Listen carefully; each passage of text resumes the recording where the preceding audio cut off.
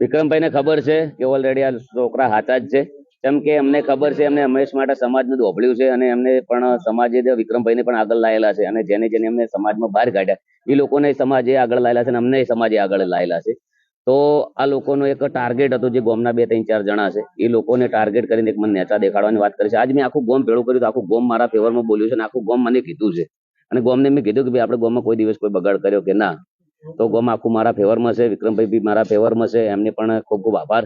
અને આખો સમાજ અમારા નવગણજી પણ મારા ફેવરમાં છે અને અમે 42 સમાજનું અંદર જે બંધારણ છે એનું પૂરું પાલન કર્યું છે. એના અંદર કોઈ બંધારણ અમે તોડ્યું નથી. અમારા ગામમાં કોઈ એવી મિટિંગ એના પાસે થઈ નથી કે આ કરવું કે તે કરવું. આ લોકોને સીધું, અને કદાચ આ લોકોને જે નિર્ણય કર્યો એ મને બોલાયા વગર કર્યો છે અને બિલકુલ મને કોઈ પૂછવામાં આવ્યું નથી. આ લોકોને એક મોટું ટાર્ગેટ છે કે કદાચ જે આગેવાનો આયા એમને કદાચ આ લોકોને ચિઠ્ઠી લખીને આપી દીધી કે તમારે આવું આવું બોલવું.